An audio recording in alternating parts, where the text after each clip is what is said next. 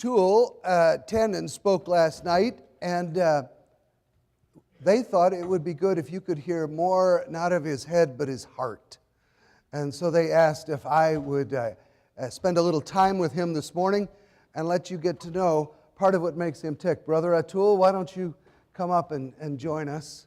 Atul and I have known each other for a long time. We served together in different roles at World Vision, and there was a sense on our board that you needed a crazy, throttling forward stallion that was knocking down all the walls, and you only needed one of them because they caused so much trouble. And where's my chair? He was a troublemaker for the poor.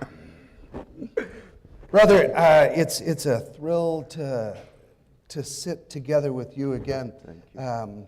And to see that your heart has not changed. Thank you. Why do you remain a person of hope? Well, I'll tell you, first of all, I heard the preacher here just before you got up. He said, Mark Thompson's going to give us $5 million. So, why should I not be a person of hope? So, I'm sorry. I went in the break. I went up to Mark Thompson and I said, Mark, $5 million, who knew? I'll name the downstairs ladies' toilet for you. Let's do it. So, but thank you. I am a person of hope. John, thanks for asking, and you're right. We've known each other a long time. Thank you for letting my board chair know that all that he expects is trouble for me. He already knows that. You just confirmed. Is that a big surprise at all? No, ask him. Yeah. I spoke briefly. I think it was in the morning at a time about my own upbringing. I'll talk about why I'm a person of hope. So I was born in a two-room tenement in Delhi. And for all of her life, my grandmother, you saw the photographs yesterday of people who are, and there was a photograph of how people cook. The first one was about the charcoal fire on the floor. That was my grandma. My mom, remember the picture. There's a photograph of a kitchen with a propane stove. That was my mom. We didn't have the $32 photograph, which is today. Now, in today's kitchen, my wife actually doesn't cook. I cook. So that's the progress of humanity. That's why I'm a person of hope. So Biraj, his wife, should be here. And she'd say, yeah, he's a good cook, except that I don't eat his cooking. Yeah, so be on guard. But that's why I'm a person of hope, is to have seen that transition, is to have seen, my grandfather walking, my father on a bicycle. And today, I think I spend more time at 35,000 feet up in the sky in an aluminum tube, right? Highly pressured, up in a plane. He actually never saw the inside of a plane. I saw the inside of a plane the first time I was 23 years old. I'll wait for the day when I see the inside the last day, but we'll wait for that. It's time to come. So, and I see that just not in our family, but I see that in millions of families. And that's why I'm a person of hope. I don't think we realize quite sitting here the terrific extent, the length, the breadth, and the depth of the times of not only economic prosperity, but the freedom that we all have to pursue a path of our choosing. It's never been before in human history that so many people have had that opportunity and that freedom. And that gives me hope, because I do believe that we are far closer to where everybody will be able to be there than we were when even I was born. When we met, as I said, we were working together for another international NGO, and Atul was called elsewhere, and then Warren Staley, whom you saw last night with his very impressive wife, talked to me one day and said, we're looking for a new president. Do you know anybody? He said, there's this fella, Atul Tandon. And I said, if you can get him, do whatever it takes.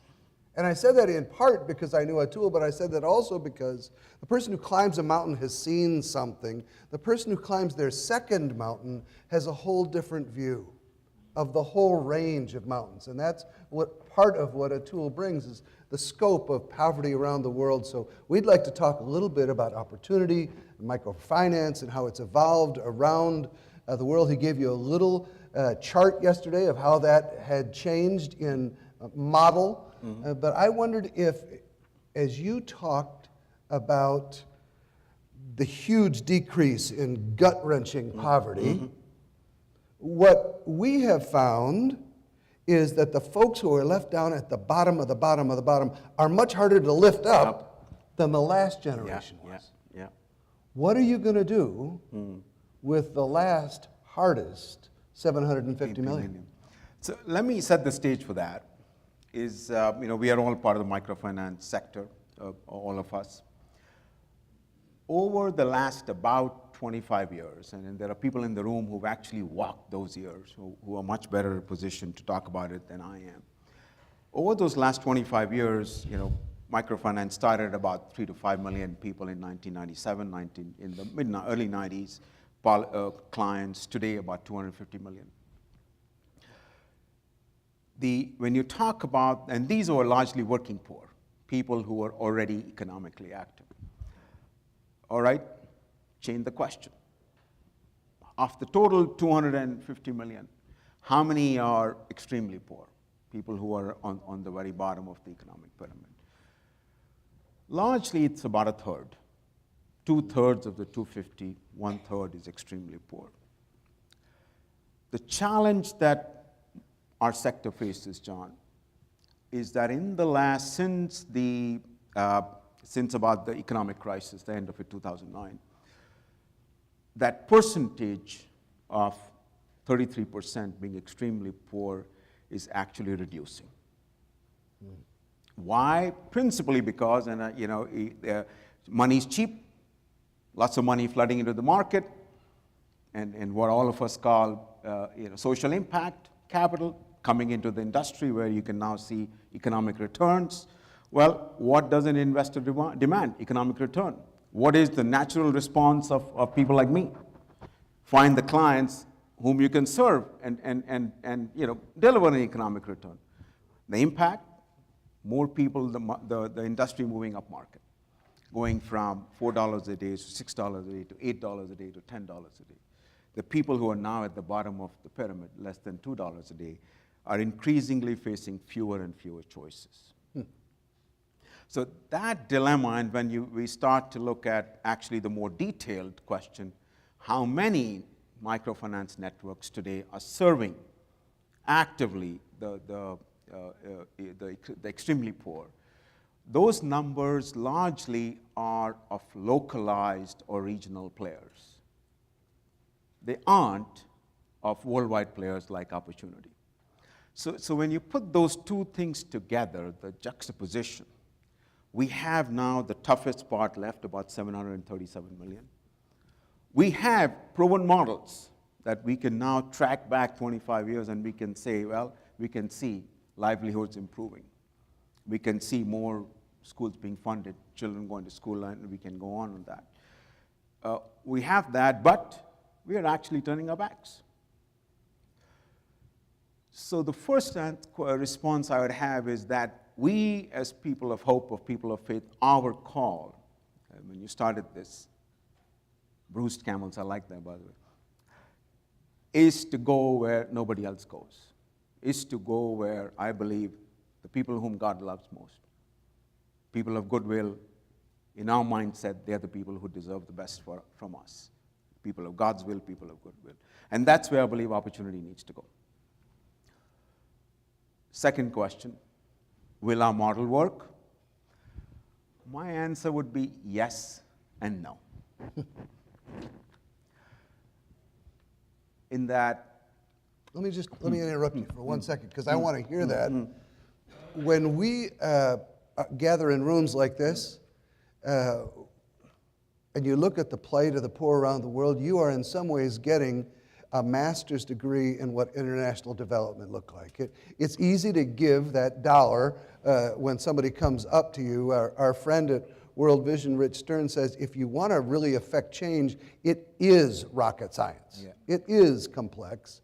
When I was on the board in the 80s, Larry Reed was one of the leaders, and he led us through an exercise of how we were just exploding our loans in growth in Latin America, and showed how we were losing money on every single loan we gave. He said, we cannot afford this kind of success. So it's an evolving thing, and so when you say, is it working, I want to hear where it's working and where your challenges are. So where absolutely it works today is on where we have the working poor, right? If you are a working poor person, we know how to serve you.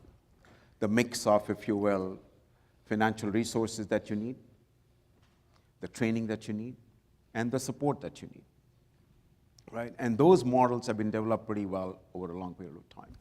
And those models, over the last 10 to 15 years, as technology has improved, as our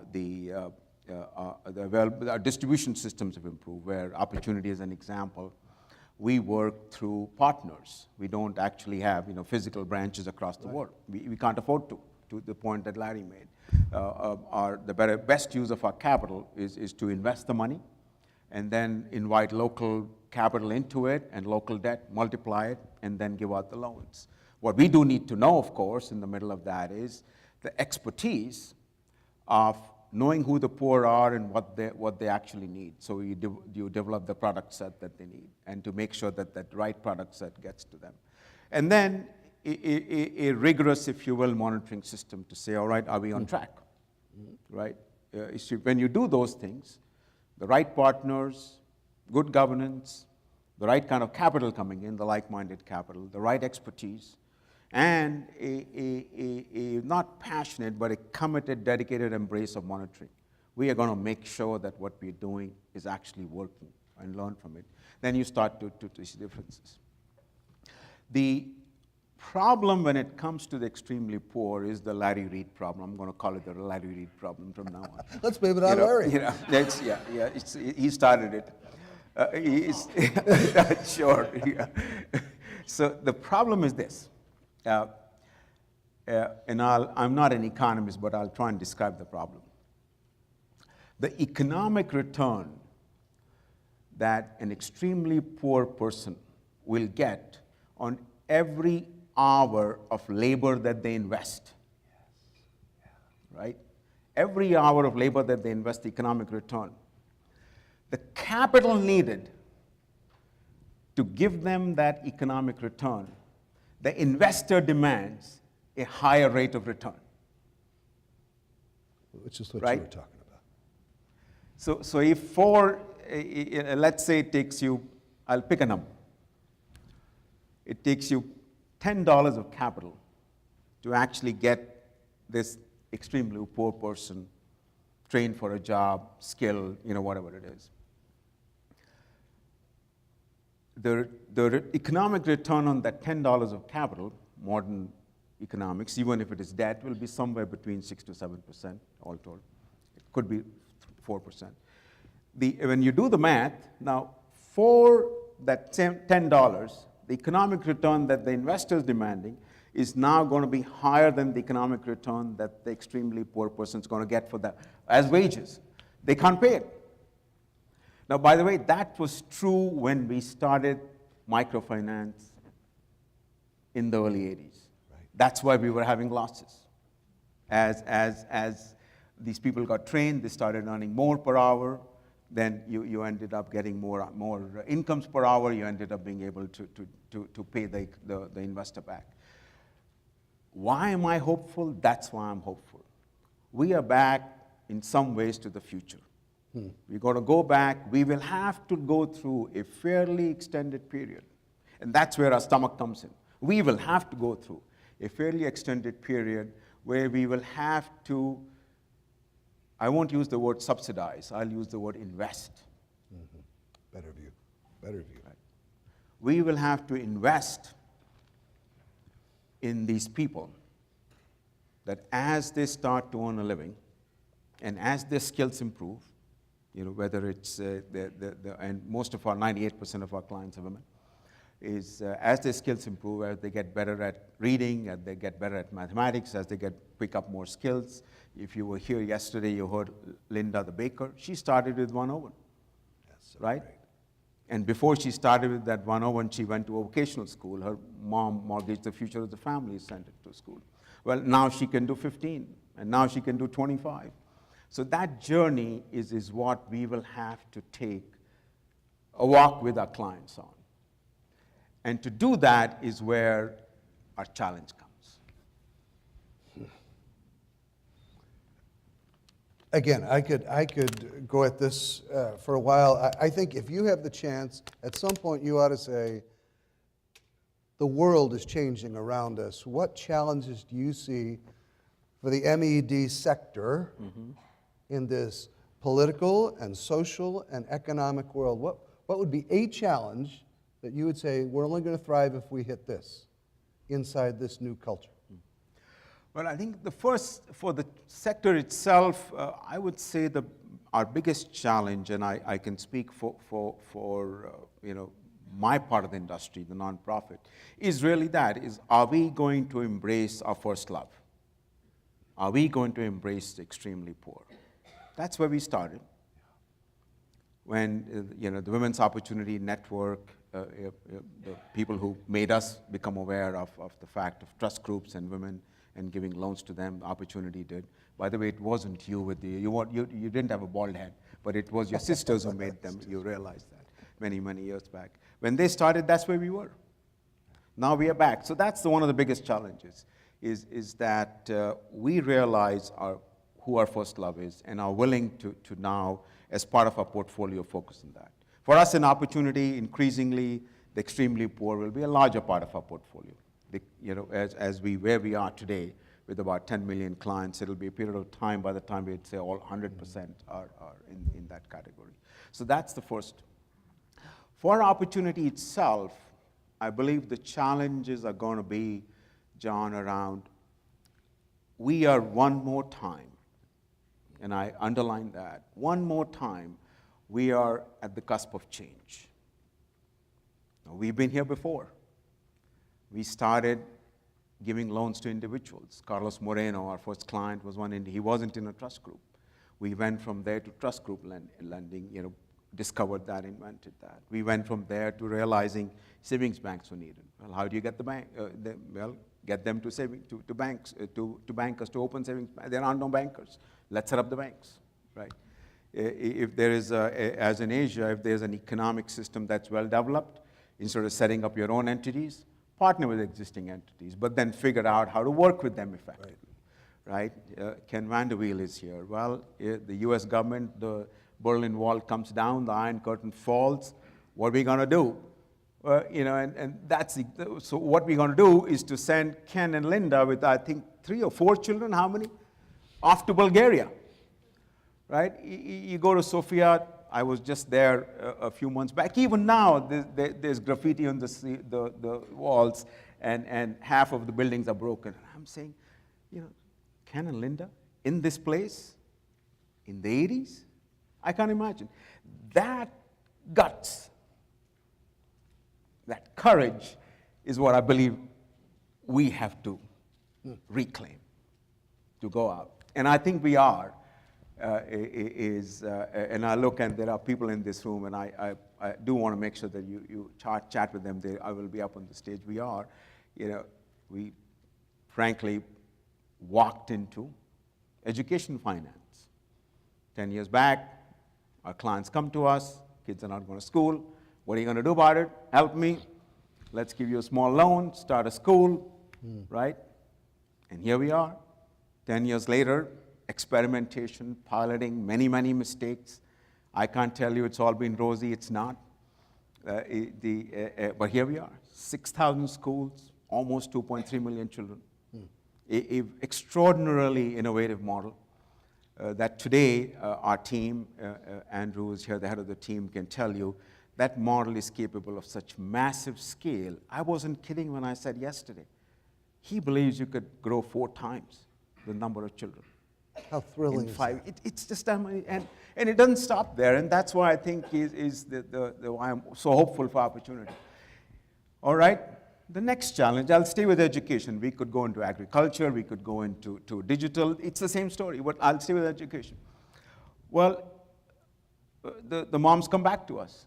Well, you got the kids in the school, John, but they're not getting good education. What are you going to do? So what does Opportunity do? This is in the last 5 years. It's not even in the last 10. And Nathan Baird, who's moved on, he gathers around a team of his people, of our staff, and then goes out and, frankly, in rooms like this, recruits volunteers. And I met a few of those volunteers and says, will you help us? Go and sit in these schools and find out how to improve the learning environment. Because we don't have any literature, we have any data. You know what comes back?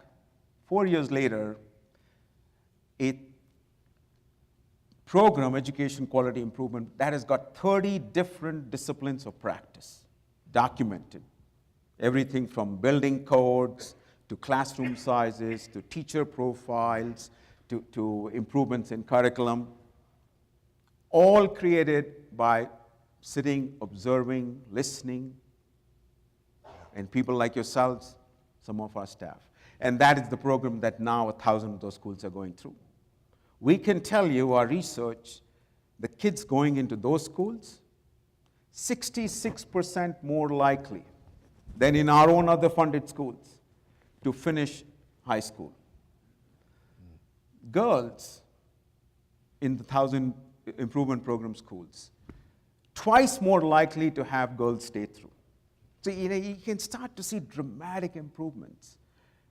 And then I walk into the USAID office a week back with Dennis Ripley, our chief program officer. What do we get told? Well, here is the head of education for all of USAID. And when we give her the numbers, her mouth falls open, John. She says, you were kidding me. I said, no, I'm not kidding you. And she says, you know who your biggest peer is? How many schools they have? Bridge Foundation with 500. So that's what gives me, we have been here before. We have taken on big challenges, knowingly or unknowingly. And we have got them to a point where the system works, the system scales. And at that point of departure, and this is the thing I love most about Opportunity, is Opportunity has always believed that what we know, the world should know. Opportunity doesn't embrace and hold tight. Opportunity opens arms and gives away. We gave away, if you will, microinsurance, developed it, sold it to AXA. Our education improvement programs, whoever wants is available. We actually work with partners to teach them to how to give the loans, how to improve the schools, and pass it on. We don't hold it. Agricultural finance, the same story. Microfinance, the same story. And I think that distinctive of Opportunity when it comes to extremely poor is what I personally wish and pray. We will commit ourselves to finding the secret sauce. And I do believe it's in our grasp. It'll take some minor amount of changes. And the people in this room, our volunteers, our supporters, our staff, most of all our clients, our partners are going to work out that together. And then my prayer is as we discover it, we will be there with open hands and open arms. Come and learn. Come and take. Come and eat. And in that process, I do believe not only are the poor helped, but God glorified. The symbol of my denomination, the Presbyterians, is an open Bible with a fire coming out of it. And it is to symbolize the Spirit working throughout. And for me, looking to this man, I see a heart on fire and a head that wants to look forward. Thank you, Atul Tandon. Thank you. Thank you so much. on you, brother. Thank you.